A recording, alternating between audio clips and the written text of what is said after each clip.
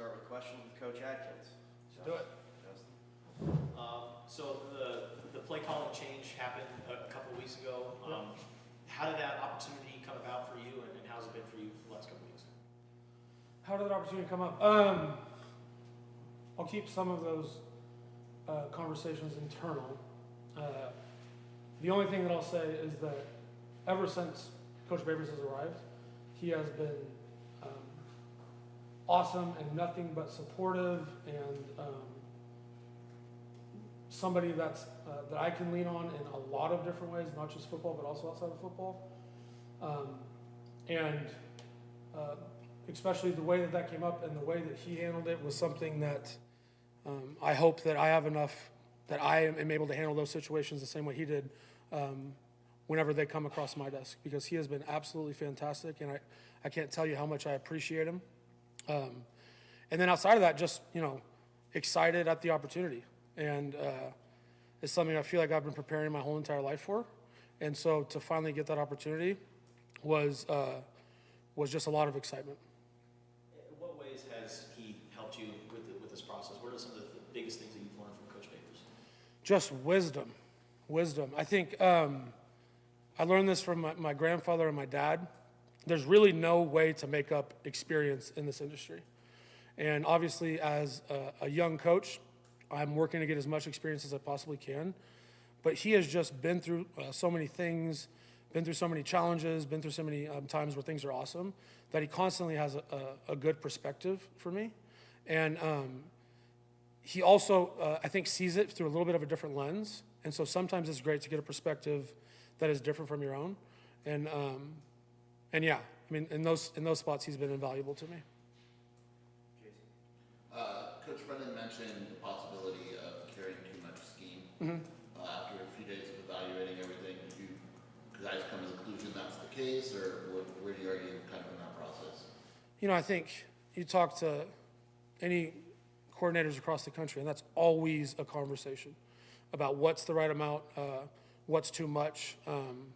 And we are constantly having discussions about it as a staff, trying to figure out the right amount, in terms of certain categories. As we look back on it, I think we felt good about the scheme that we carried, and a little bit of those conversations about what do we do in the week to make sure that we're more solid within those schemes, to where we're still presenting challenges to the defense, but we make sure that we are lock solid without missed assignments on our side. And then when you look at the offensive struggles, is there a common theme that you're finding, or is it kind of vary by drive, by play? Yeah. I think the biggest thing is consistency and attention to detail.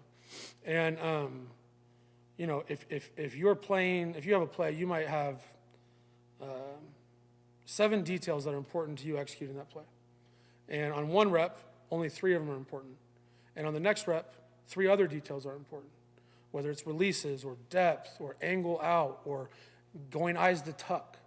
And right now we are straining as a coaching staff to try and get as much detail into our players as possible, because at some critical moments, that's not showing up. And so, you look at, I think we had over 400 yards of offense in the last game. We were in the red zone. I cheated a little bit. I counted some of them. I got to the 26 or the 27 as the red zone. We were in the red zone 7 times and only got 1 touchdown. And so we are doing good stuff. Like there are pockets in there where we are playing good football. It's just a matter of getting that more consistently. You kind of joked during the preseason that the game plan is just get the ball to number 4 kind of thing. But I mean, he is obviously the main target. Yep. But how do you get it to other people when he is such a valuable weapon? And are you worried that sometimes maybe Noah is thinking that that's going to always be there, and that I should just go for that when there's other people available? Yeah. One of my biggest emphasis right now is distribution of the football, and making sure that the football is going to the right guy, because it should. Now, T is it. I can't tell you how stupid I'd be if we don't try and profile T in this offense, right? Like he deserves that, and we should be doing that. But we need to make sure that that ball is being distributed across everyone, on whether that's running backs, tight ends, the other wide receivers. For us to be the healthiest offensively, we have to get the ball distributed more. What have you seen from Noah the past couple of weeks? What do you maybe think is causing some of the inconsistency of the receivers, not getting open necessarily, or him just not making the right reads? I think it's a mixture of all of it. I don't think you can necessarily attribute it to one thing. It'd be great if you could, because then you just fix that one thing.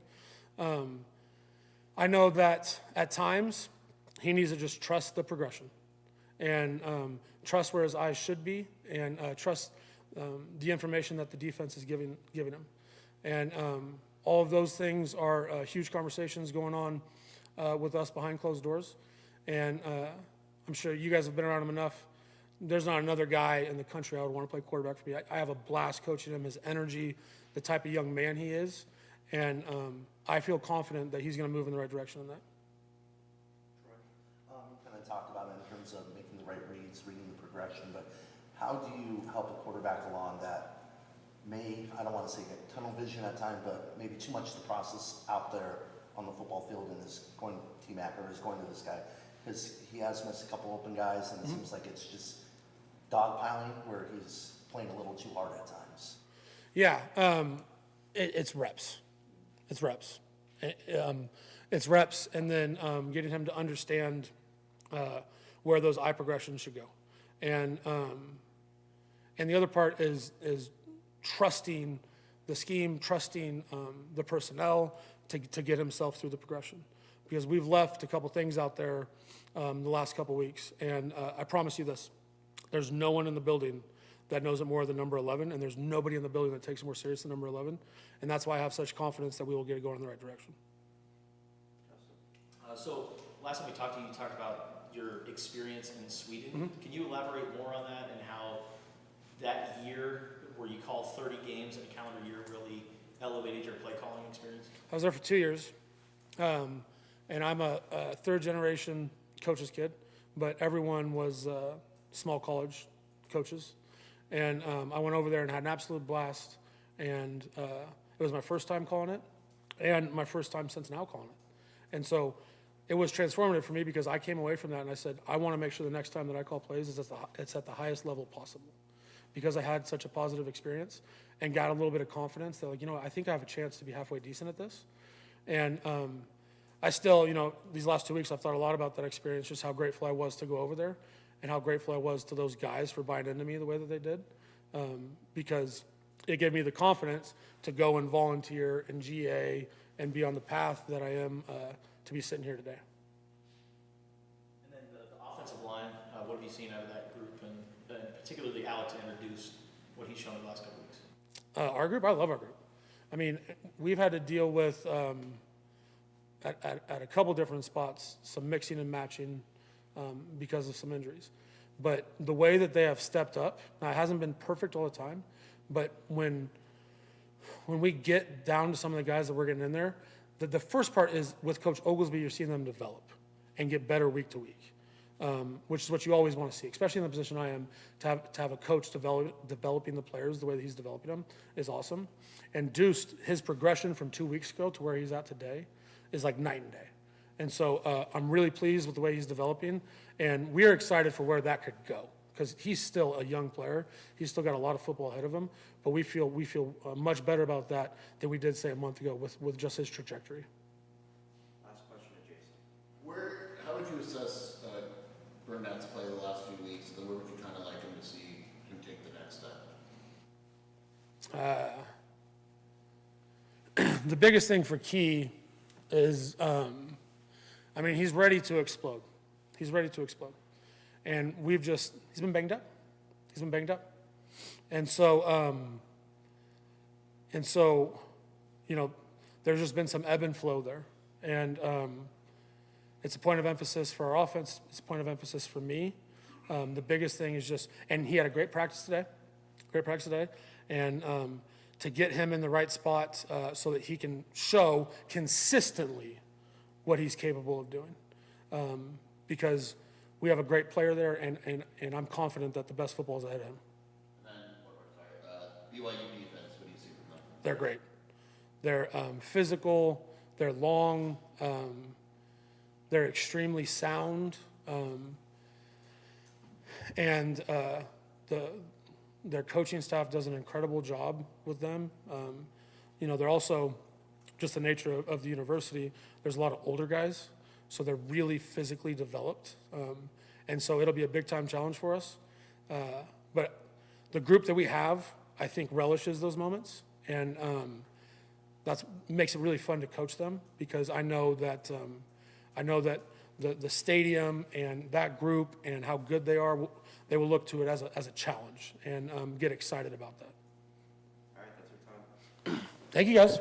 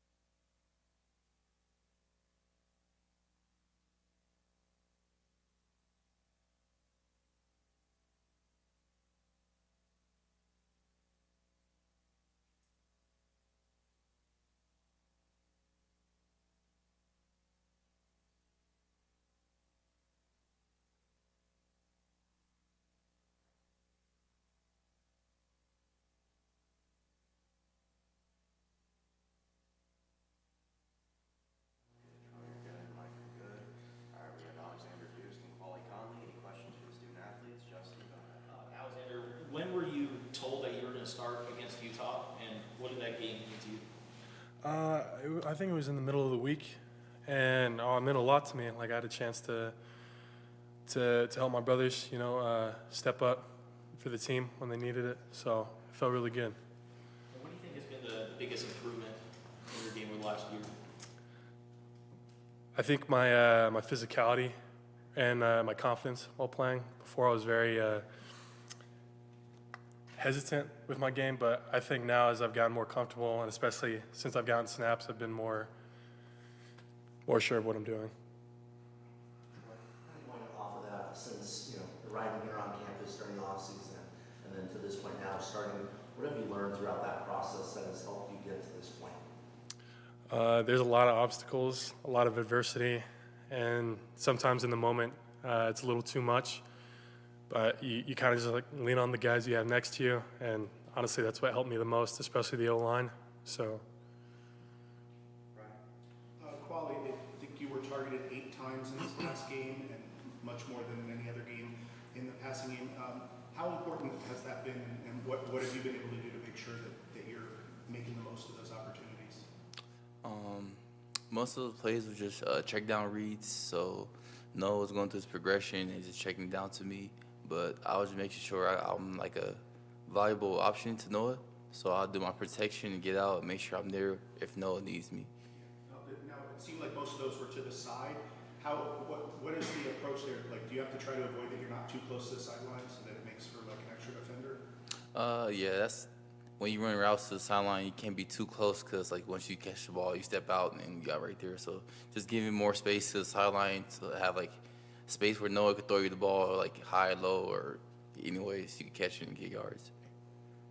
Jason. For Alex, is your natural position guard, or did you play tackle previously? I played tackle when I was at Northwestern, but when I got here, I got moved to guard. And thinking more about it, I think naturally I just fit the guard spot. What is the biggest difference for you, and kind of what is that transition like between positions? Honestly, the transition is just, I think more pass game wise, like less on an island, more in between things. Alex, how's it been working alongside guys like Josh Baker and Jonah? Oh, it's awesome. Those two are another reason why I've had a lot of improvement. They helped me a lot, especially during the game with calls and stuff. I was pretty nervous my first game, and they kind of gave me advice. They helped me chill out and make the right decisions. I think, Ollie, the running back room, obviously guys are missing? What's just the message and the mindset for that group moving forward? Next guy up. At the end of the day, Speedy redshirted, personal reason, but he given us a great scout team look. But next guy's up. We can't just harp on what Speedy did because it was best for him, and just we have more backs. Kedrick, got Brandon, Kid, and Luke. So just next guy up. In what ways has Big Red improved? He became more mature, I say, and getting used to the offense. And he just every day he just wanted to learn more about the offense. He wanted to be more involved in the pass game. So that's how he improved. Right. Alexander, before you got into this role at the right guard, I think most of the time you were out there was that sixth offensive lineman. How different is that approach than being part of just the regular five? I'm sorry, could you ask that one more time? How different is being that sixth lineman to being like in a regular spot that is, since it's an extra guy Yeah. that's on the end of a tackle? How different is that? I think it's more like you just have to be prepared for anything. So when they call you in, you just have to be. When they call you in, it's obviously a very important situation, like third and short or goal line or something. So just making the right decisions in that moment and just being very valuable, like knowing why you're there. Jason, what do you guys both see from BYU's defense? They very disciplined on film, so we just gotta make sure we just fix our little mistakes we had last week and just try and play a complete game. Matt Atkins said you guys kind of relish going on the road in that environment. What is it about playing road games that you think kind of gets you excited for that? When we talk about it like this whole year, the harder the game is, the better we play. And I felt like going to like Utah was like the fans was loud. There was a good team. So I felt like the harder the game is, the better us as a team play. Quali, what impresses you the most about working with Matt Atkins and just kind of his play calling abilities? I say he's a tight ends coach, so I feel like how you explain this? So being a tight ends coach, like he understands like the box, I say. So like we have more 12 personnel and stuff. So I feel like just he includes the tight ends more in our stuff, and I just feel like that's good for our offense. And a question for both. Give us your perspective of Kean's touchdown against Utah. It was amazing. Just off of the scramble, he just finding work and just being in the right place at the right time. Just a game changer. It was awesome to see, like especially in such like obviously it was a hostile environment. A lot of people were at the Utah games. It was loud. So to see that happen, like to us, for Keane to make something happen like that, it was super cool to see. We're all super excited for him. And then, you guys lost to Kansas State, and then you had a couple weeks preparing for the Utah game. You guys are getting right back in the mix. How did you guys handle the adversity of the loss, and how do you think that experience can maybe help you guys bounce back and get in? After we lost to Kansas State, we just took everything back and just started all over again from like day one. We just make sure we fix all the little details, because at the end of the day, details is what hurt us versus Kansas State. And I believe we had a bye week, so we just worked on details, and make sure like we know what we're doing, and like all the other options along with the same play. So I feel like we just dived more into the details more than anything. I feel like it was like a learning experience. Like K-State was a very good football team, like very disciplined, very physical. So I think we kind of just had to raise that up when we got back to practice. Like practices recently have just been a lot more physical, like a lot longer, and I think that's really helped us. Last question, Brian. plays where you're having to pull, are you running to a spot or to a guy? To a guy. To a guy, okay. Sir. If the guy ends up not being where he's supposed to, then what happens? Like if they change, are you supposed to follow that guy or? Kind of figure it out on the run. If he comes in, I stay with him. If he tries to box it, push him out. It kind of depends on the situation.